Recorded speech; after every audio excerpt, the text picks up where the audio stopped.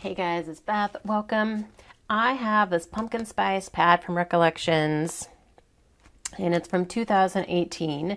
And I've done a little bit of fall, I've done some Halloween. Now I'm kind of ready to just get into more fall. It's feeling like fall. So I'd like to do some fall projects. So I pulled this out of my bin and thought I would work through. There's scraps. There's still a lot of full sheets, but just thought I would work through this pad. And I'm going to do this kind of like the way I used to do my pad projects. So there will be kind of a video series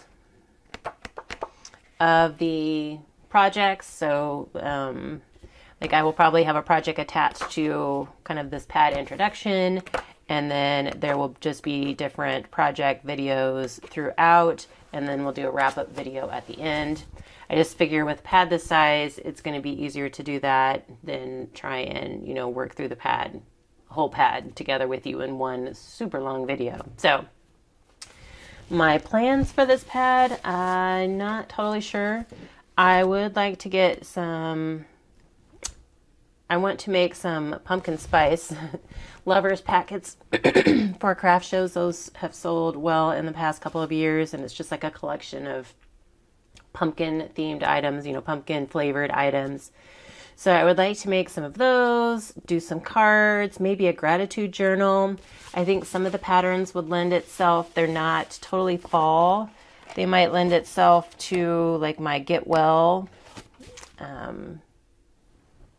goodie packets that I make for craft shows. And then I'm always trying to work in some scrapbook layouts to kind of get myself caught up on scrapbooking. So those are kind of the plans, and we will kind of see what we end up making. But I just kind of wanted to introduce the pad first, and then we can jump into the projects.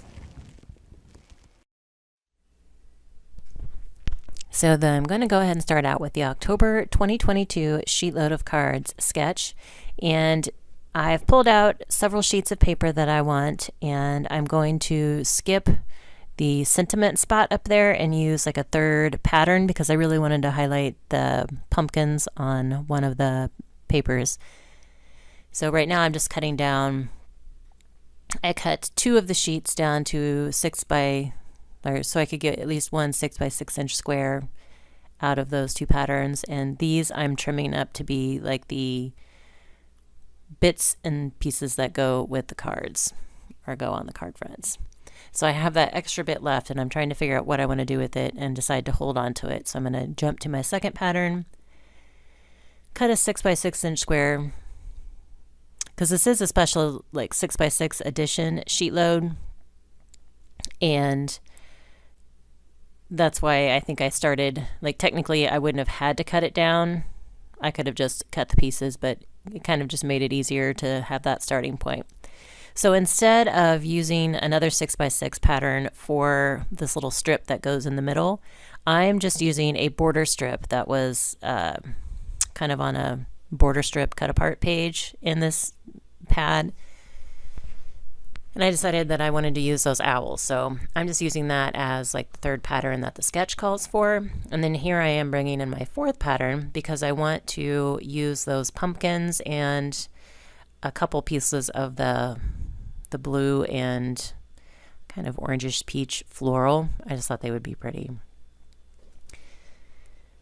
And I will leave a link to Call Me Crafty Owl's video where she gives you the information about the October 2022 sheetload sketch if you don't have it already.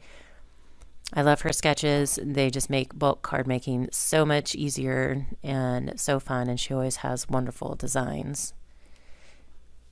And her only requirement is that you be a subscriber to her channel to access the sheetload of cards. I'm bringing in some brown cardstock to go as the mat behind all those individual pieces. And this is just some random cardstock that I had in my stash that kind of matched the brown in the papers.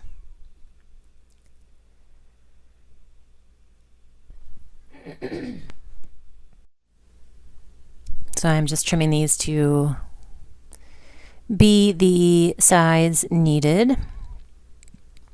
And now I'm going to go ahead.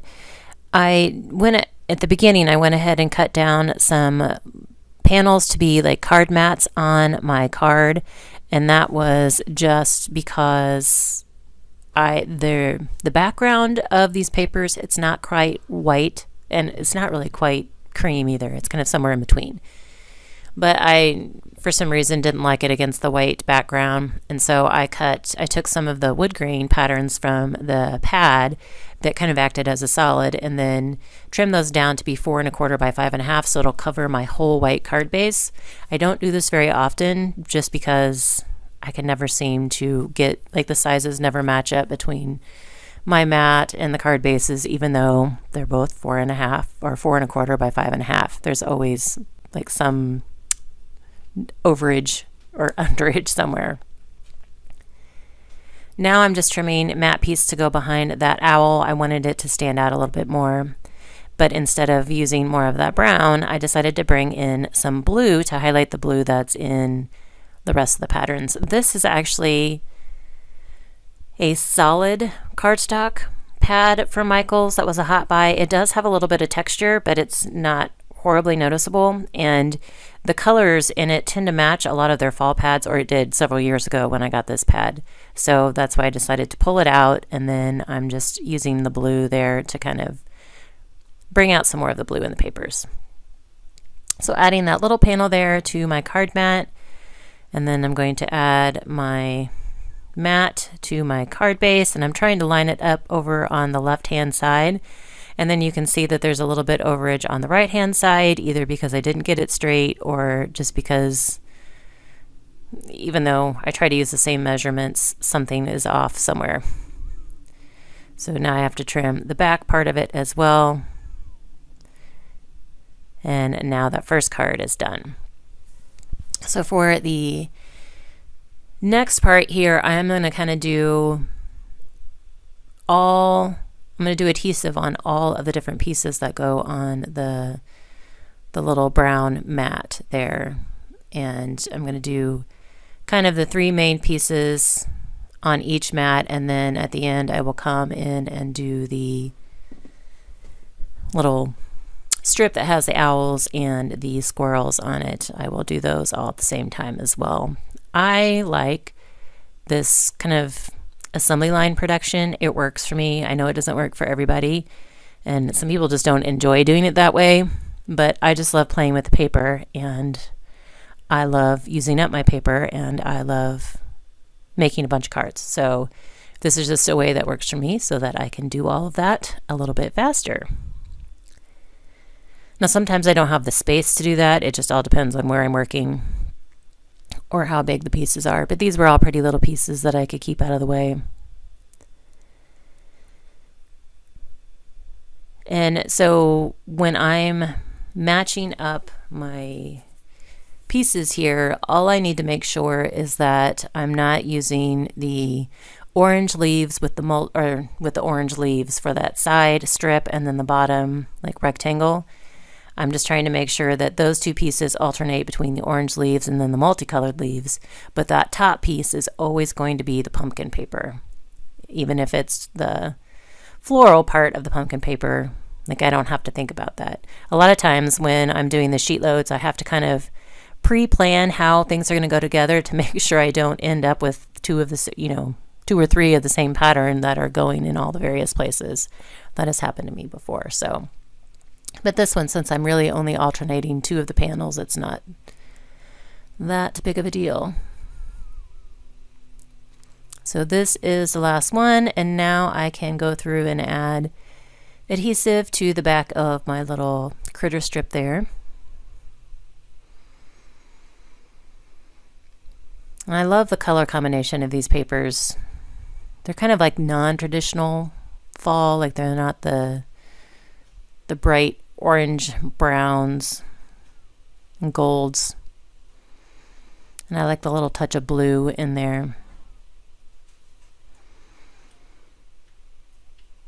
I think there I was getting a refresher of my coffee so that I can continue on the strenuous job of adhering my papers.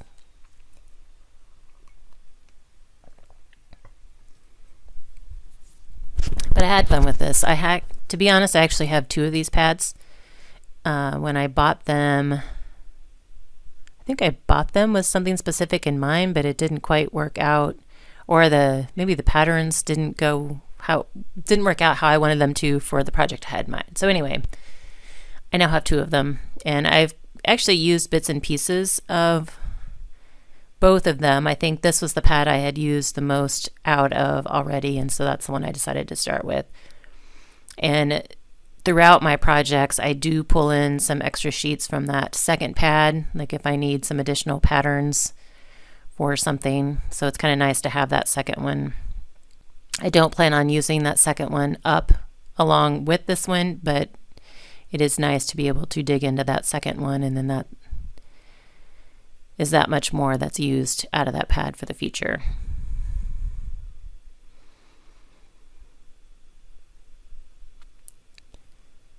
Now I can add my little panels onto my card mats, and that's going to be kind of do all that step at one time.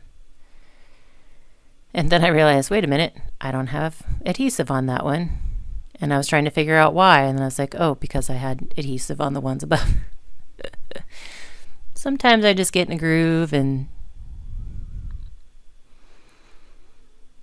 But how do you guys craft? Do you enjoy assembly line style, or do you enjoy more of like the individual cards? Or is it both? Like sometimes I do enjoy individual cards.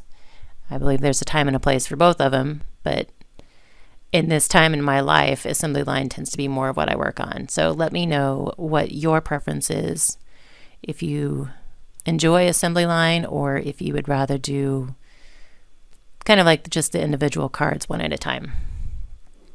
I'm adding a sentiment. The sentiment isn't going to be like a main part of this card. It's just kind of like a side note kind of thing. I'm just using a little hello from an older stamp set, and I'm just going to add it in the bottom part of the card panel. And on the orange, I'm just stamping directly on it since I've got some black ink. And then I had tested the stamp just to make sure it was going to work on that panel, the little 6x6 panel there that I'm cutting into strips. I had tested it on there and thought, oh, that might be good to use on the multicolored, just to help the hello stand out a little bit more. I probably could have done that on the orange panel too, but I didn't think about it at the time. So it is what it is. So here I had 4 of each of the cards, and so I'm just trimming down 4 of those hellos. And the sheet load did make 9 cards, but I only made 8 because I could only get 8 of those, like the owl and squirrel strips. And so rather than try and find something else that would work, I just decided to go with 8. So now for this final step, I'm just adding all of my mats to my card bases, and then this is where you'll see that not everything lines up again. And it drives me crazy, no matter how hard I try. So, I don't know, it's nice to do this sometimes, but then there's times where I also just like to leave my border, and then I don't have to worry about it. Do my final few card mats here, and then we will be done. And I had fun, like I said, with this sheet load and using these patterns. It was nice to revisit this older pad. And just so you know, this process did take, it was about an hour, I think, including my planning. Record time was about 45 minutes, so I've sped it up about 3 times just to make it a little bit easier for you guys to watch.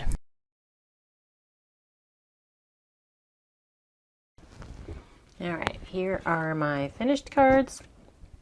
And I think I mentioned it earlier in the video, but one reason I don't do the full card mats, for an A2 card like 4 1/4 by 5 1/2, is because it just never seems to line up right on my card bases. So I cut my card bases the same measurements, but I use a guillotine trimmer and cut like at least 2 pieces at a time. And I think just some of them get a little off. So this one turned out perfect. So that was nice, but the rest of these I'm going to have to go in and trim off the excess. So once I am done with that, I will add my scraps to the insides of the cards. But here are my 8 cards and another take on the October 2022 sheet load of cards from Call Me Crafty Owl. Again, her video will be linked below so you can figure out how you can get the sheet load if you don't already have it. Hope you guys enjoyed. I am going to continue to work through my fall pad. Not sure what I'm going to be working on next, but I'm going to continue to work, and we'll share that next project here with you soon. Thank you so much for your time today. Hope you all have a very crafty day.